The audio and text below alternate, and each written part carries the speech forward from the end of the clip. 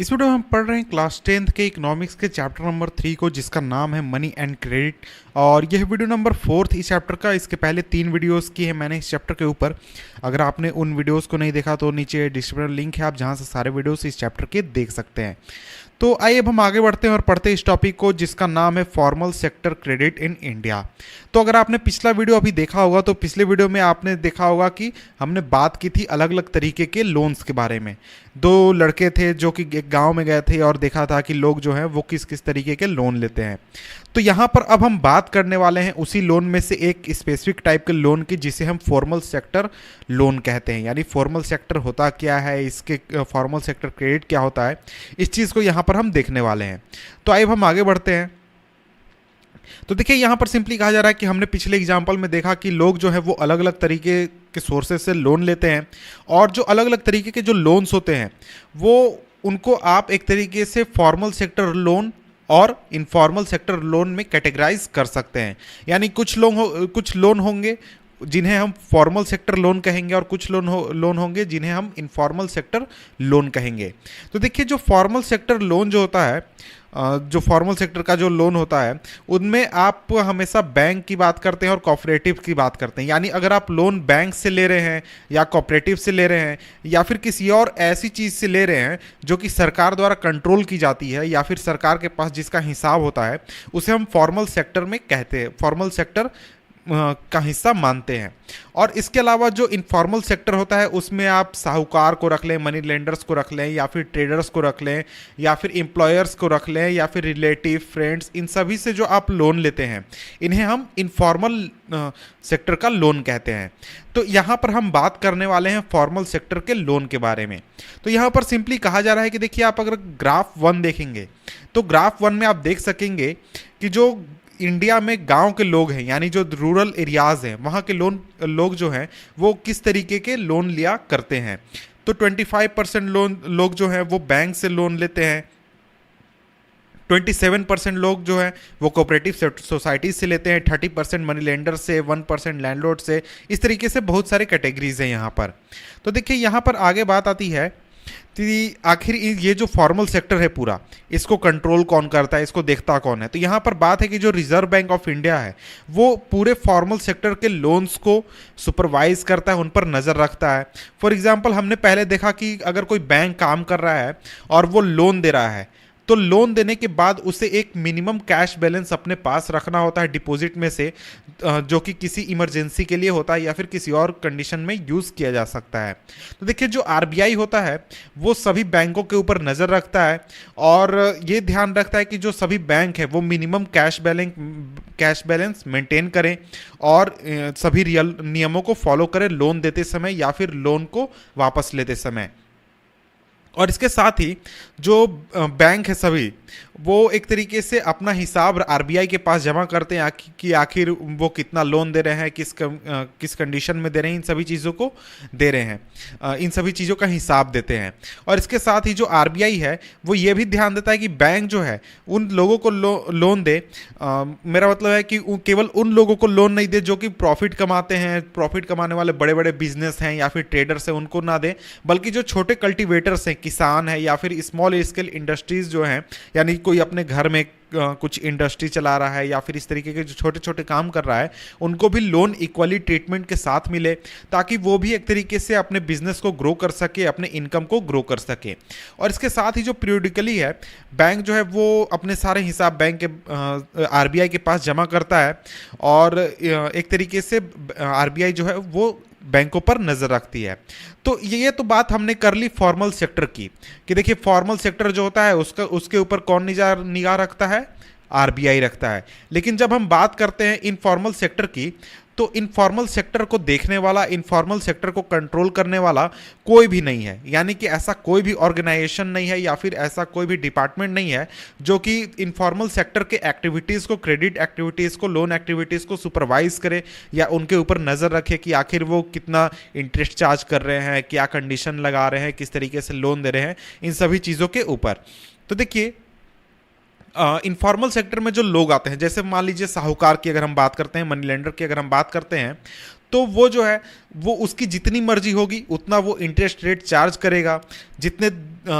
जिस तरीके से उसे पैसा निकालना है वो तरीका वो चुनेगा, जिस तरीके से उसे ट्रीटमेंट देना है लोन लेने वाले को उस तरीके से वो ट्रीट करेगा।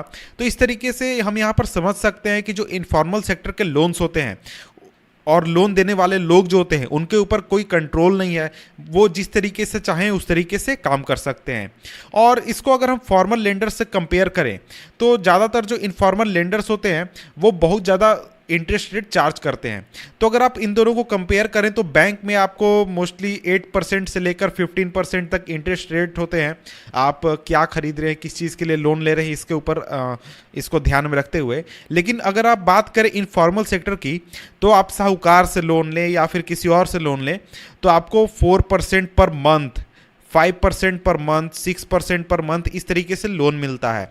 और इसको अगर हम पर एनम में कन्वर्ट करें तो ये लोन हो जाता है 60% पर एनम, आपको 40% पर एनम। इस तरीके से बहुत हाई इंटरेस्ट रेट आपसे चार्ज किया जाता है अगर आप इनफॉर्मल सेक्टर से लोन लेते हैं इन लोगों से। तो देखिए यहां पर बात आता है कि आखिर ये जो हायर इंटरेस्ट रेट है इसकी खराबी क्या है, इसकी बुराई क्या है, इस चीज़ को यहां पर हम देख लेते हैं। तो फॉर एग्जांपल अगर कोई बिजनेस वाला है, कोई बिजनेसमैन है, छोटा सा इंडस्ट्री चला रहा है अपने घर में, तो उस इंडस्ट्री को चलाने के लिए उसको पैसे चाहिए। अगर वो बैंक से पैसे लेता है तो उसको 8% पर एनम पर लोन मिलता है, और अगर वो किसी साहूकार से पैसे लेता है तो उसे 60% पर एनम लोन मिलता है।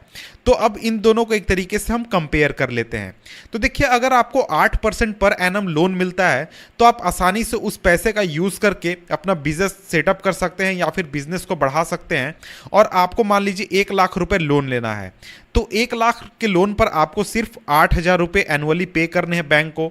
और वहीं अगर आप इससे लेते हैं, साहूकार से पैसे लेते हैं, तो आपको 60,000 रुपये पे करने हैं। फॉर एग्जाम्पल अगर आप 1 लाख रुपए लेकर अगर आप वहाँ पर 50,000 रुपये अगर प्रॉफिट कमाते हैं एक्स्ट्रा, तो फिर आप आसानी से 8,000 रुपये देकर आप 42,000 अपने पास बचा लेंगे। तो आपके पास बहुत ही अच्छा एक इनकम हो गया। लेकिन अगर आप कंपेयर करें इसको साहूकार वाले पैसे से, तो अगर आप ये काम 6 महीने में प्रॉफिट इतना कमाते हैं तो आपकी आधी जो कमाई है वो साहूकार को पैसे देने में ही चली जाएगी। तो सिंपली यहाँ पर कहना ये है कि अगर आपका इंटरेस्ट रेट चार्ज होगा और उस हायर इंटरेस्ट रेट होगा तो उसको लेकर अगर आप कोई बिजनेस अपना ग्रो करते हैं या फिर बिजनेस में पैसा अगर कमाते हैं तो उसमें आपके इनकम का एक बड़ा हिस्सा आपको इंटरेस्ट देने में ही चला जाता है। और ये जो चीज़ है ये रूरल इंडिया की एक बहुत बड़ी प्रॉब्लम है कि इंडिया में जो रूरल एरियाज़ हैं वहाँ पर बहुत सारे लोन्स जो होते हैं वो इनफॉर्मल सेक्टर से लिए जाते हैं इतने ही हाई इंटरेस्ट रेट पर ही। तो इस वजह से जो अर्निंग है, जो गरीब लोग होते हैं या फिर जो इनफॉर्मल सेक्टर से लोन लेते हैं, उनका जो अर्निंग है उसका एक बहुत बड़ा हिस्सा इंटरेस्ट देने में ही चला जाता है, पैसे चुकाने में ही चला जाता है। और ये जो कंडीशन है ये एक तरीके से डेब्ट ट्रैप भी बना देती है, जैसा कि हमने पिछले एग्जाम्पल में देखा था, सोनपुर में रामा का एग्जाम्पल देखा था। और अगर कुछ लोग अपना कोई बिजनेस स्टार्ट करना चाहते हैं या कुछ काम करना चाहते हैं वो नहीं कर पाएंगे सिर्फ हाई इंटरेस्ट रेट की वजह से। तो इन रीजंस की वजह से जो बैंक्स है और कोऑपरेटिव सोसाइटीज़ हैं उनको ज़्यादा से ज़्यादा लोगों को लोन देना चाहिए ताकि ज़्यादा से ज़्यादा लोग जो हैं वो बिज़नेस सेटअप कर सके, अपने खेती को बढ़ा सके और इनकम को बढ़ा सके। और जो ये डेब्ट ट्रैप है या फिर इस तरीके की जो प्रॉब्लम्स है रूरल इंडिया की वो एक तरीके से सॉल्व हो सके। और इन चीज़ों की वजह से अगर आप देखें तो रूरल इंडिया में जो इनकम है वो लोगों का काफ़ी बढ़ सकता है और इसकी वजह से एक हमें बहुत अच्छा कंडीशन रूरल इंडिया में देखने को मिल सकता है। इसके बाद आगे बढ़ते हैं तो यहाँ पर देखिए नेक्स्ट टॉपिक, इसी में सब टॉपिक है हमारा formal and informal credit, who gets what. तो यहाँ पर देखिए अब सोसाइटी के डिफरेंट हिस्सों को कंपेयर किया गया है कि सोसाइटी के जो अलग अलग हिस्से के लोग हैं वो किस तरीके के लोन लिया करते हैं। तो देखिए यहाँ पर सिंपली कहा जा रहा है कि जो ग्राफ 2 है उसमें दिखाया जा रहा है कि जो फॉर्मल और इनफॉर्मल सोर्सेज हैं उनमें से कौन लोग पैसा लेते हैं। और ये इस कैटेगरी में लोगों को 4 हिस्से में बांटा गया है, गरीब लोग, अमीर लोग, इस तरीके से। तो यहाँ पर हम ग्राफ 2 को देख लेते हैं। तो देखिए ग्राफ 2 में यहाँ पर सिंपली कैटेगराइज किया गया है अर्बन हाउस होल्ड को, यानी शहरी लोगों को। इसमें आपके पुअर हाउस होल्ड आ गए, house hold with few asset, well of house hold and rich house hold, यानी रिच लोग हो गए, upper middle class, lower middle class और गरीब लोग हो गए। तो यहाँ पर आप एक चीज़ नोट करेंगे कि जो फॉर्मल सेक्टर है, फॉर्मल सेक्टर में आपको जो रिच लोग हैं वो बहुत सबसे ज़्यादा लोन लेते हैं। उसके बाद आपको जो हायर मिडिल क्लास है वो कुछ कम, इस तरीके से उससे भी कम आपका लोअर मिडिल क्लास, और सबसे कम हमारा जो पुअर लोग हैं। तो यहाँ पर एक चीज़ हम देख पाते हैं कि जैसे जैसे जो लोगों की स्थिति गिरती है, वैसे वैसे उनका जो झुकाव है वो इनफॉर्मल सेक्टर की ओर ज़्यादा होने लगता है। यानी कि जो अमीर लोग हैं वही सिर्फ फॉर्मल सेक्टर का यूज़ कर रहे हैं, और जो गरीब लोग हैं वो फॉर्मल सेक्टर का सही तरीके से यूटिलाइजेशन नहीं कर पा रहे हैं, या फिर उनको फॉर्मल सेक्टर से लोन नहीं मिल पा रहा है। तो यहाँ पर आप देख सकते हैं कि जो 85% जो पुअर हाउस होल्ड हैं वो लोन लिया करते हैं इनफॉर्मल सोर्सेज से, और अगर आप इसको रिच लोगों से कंपेयर करें तो करीब 10% लोग ही हैं अमीर जो कि इनफॉर्मल सोर्सेज से लोन लिया करते हैं, जबकि 90% लोग जो हैं वो फॉर्मल सोर्सेज से लोन लेते हैं। तो देखिए यही चीज़ जो है, यही पैटर्न आपको रूरल एरियाज़ में भी देखने को मिल जाएगा। जो अमीर हाउस होल्ड्स होते हैं जो आसानी से फॉर्मल लोन ले सकते हैं वो फॉर्मल लोन लेते हैं, और वहीं जो गरीब लोग होते हैं वो इनफॉर्मल लोन लेते हैं और उनको बहुत ही हाई बोरोइंग पे करना पड़ता है। तो आखिर ये सभी चीज़ें बताती क्या हैं? तो पहला ये कि जो फॉर्मल सेक्टर है उसको एक तरीके से अभी जो आधी नीड है रूरल इंडिया की उसको वो पूरा कर नहीं पा रहा है, और उसके अलावा जो रिमेनिंग क्रेडिट है उसको इनफॉर्मल सेक्टर से ही इनफॉर्मल सोर्सेज से ही पूरा किया जा रहा है रूरल इंडिया में। तो एक तरीके से यहाँ पर हमें ये समझ में आता है कि जो बैंक्स हैं उनको गरीब लोगों को जो लोन देना है इस प्रोसेस को तेज़ करना चाहिए, बढ़ाना चाहिए, कि ताकि जो ये हाई लेंडिंग का जो प्रॉब्लम है, हाई इंटरेस्ट रेट का, इसको सॉल्व किया जा सके। तो देखिए यहाँ पर सिंपली यही कहा गया है कि ज़्यादातर जो लोन होते हैं इनफॉर्मल लेंडर्स के वो बहुत हाई इंटरेस्ट रेट चार्ज करते हैं, और एक तरीके से जो लोन लेने वाला व्यक्ति है उसके इनकम में उतनी ज़्यादा बढ़ोतरी नहीं होती है जितना कि अगर वो बैंक से लोन ले तो हो सकता है। तो देखिए इसलिए ये नेसेसरी है कि जो बैंक्स हैं और कोऑपरेटिव्स हैं वो अपने लेंडिंग को बढ़ाएं रूरल एरियाज़ में, ताकि जो डिपेंडेंस है इनफॉर्मल सोर्सेज के ऊपर लोन लेने के लिए वो घट सके।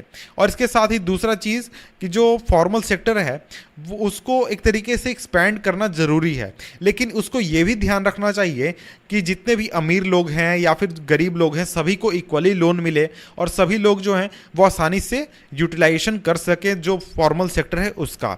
और अगर हम अभी की बात करें तो जो अमीर लोग हैं वही सिर्फ फॉर्मल क्रेडिट का यूज़ कर रहे हैं, या फिर उन्हीं को फॉर्मल क्रेडिट की सुविधा मिल रही है, जबकि जो गरीब लोग हैं उनको इनफॉर्मल सोर्सेज के ऊपर एक तरीके से आश्रित होना पड़ता है। तो ये इंपॉर्टेंट है कि जो फॉर्मल क्रेडिट है उसको इक्वली डिस्ट्रीब्यूट किया जाए गरीबों के बीच में भी, ताकि वो चीपर लोन्स का आसानी से फ़ायदा उठा सके और अपने इनकम को या फिर अपने जो स्थिति है उसको अच्छी तरीके से सुधार सके। इसके बाद हमारा नेक्स्ट टॉपिक है self help groups for the poor. तो इसको हम पढ़ेंगे नेक्स्ट वीडियो में, जिसका लिंक नीचे डिस्क्रिप्शन में दिया हुआ है। तो मिलते हैं आपसे हम नेक्स्ट वीडियो में, तब तक के लिए गुड बाय।